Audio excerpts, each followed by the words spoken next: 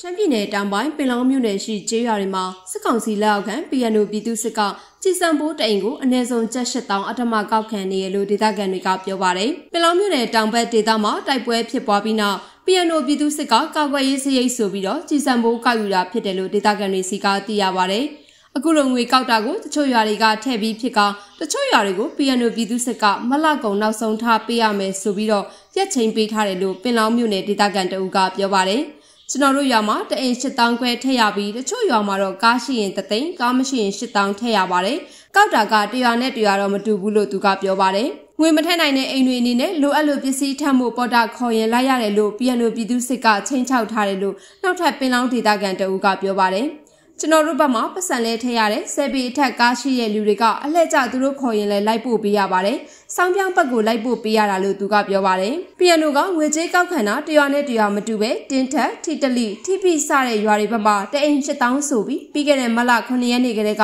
ကောက်ခံထားတယ်လို့ဒေသခံတွေကပြောပါတယ်။ဒီကျေးရွာတွေဟာတိုက်ပွဲဖြစ်ပွားနေတဲ့စောင်းပြောင်းဒေသနဲ့နီးကပ်တဲ့ကျေးရွာတွေဖြစ်ပါတယ်။ PNO ပြည်သူစစ်ဟာစစ်တပ်နဲ့အစဉ်ဆက်ဆံရေးကောင်းမွန်ပြီးနှစ်30ကျော်ပို့အမျိုးသားပိုင်စီးပွားရေးလုပ်ငန်းအားလုံးကိုလဝကြီးအုပ်အမြတ်ထုတ်ထားလို့ငွေကြေးတောင်တင်ရအခုလိုပြည်သူလူထုစီကငွေကောက်ခံတာကိုနားမလည်နိုင်ဖြစ်ရတယ်လို့ပို့လူငယ်ခွန်ကျော်ခေါင်ကပြောပါတယ်။ PNO စီးပွားရေးတာဝန်ခံနေဝင်းထွန်းတယောက်ထဲမှာကုမ္ပဏီ10ခုကျော်ပိုင်ပြီးဒေါ်လာဘီလီယံနဲ့ချီချမ်းသာနေတာဒါကိုလူထုစီကကုတ်သွေးစုံနေသေးတယ်လို့သူကဆက်ပြောပါတယ်။ PNO အတွင်းရေးမှုအဖွဲ့ဝင်စီးပွားရေးတာဝန်ခံနေဝင်းထွန်းဟာပရမ ्या နဂါကြောက်မြတ်ရတနာပရမ ्या နဂါတပ်တူဒူးဖော်ရေးပရမ ्या နဂါကုံသွဲရေးပရမ ्या နဂါဆောက်လုပ်ရေးနဂါပိလက်မြေစတဲ့ကုမ္ပဏီ17ခုကိုပိုင်ဆိုင်ထားပါတယ်။အခုလိုငွေကြေးကောက်ခံတဲ့ကိစ္စနဲ့ပတ်သက်ပြီးစစ်ကောင်စီလက်အောက်ခံ PNO ပြည်သူစစ်ကုတ်ကဲရေးမှုဗိုလ်မှူးမြင့်အောင်ကိုအကြိမ်ကြိမ်ဆက်သွယ်ပေမဲ့ဖုန်းလက်ခံဖြေကြားတာမရှိပါဘူး။ PNO ကຫນွေဦးတော်လှန်ရေးမှာစစ်ကောင်စီဘက်ရက်တီပြီးတော်လှန်ရေးတပ်ဖွဲ့တွေကိုတိုက်ခိုက်နေကောင်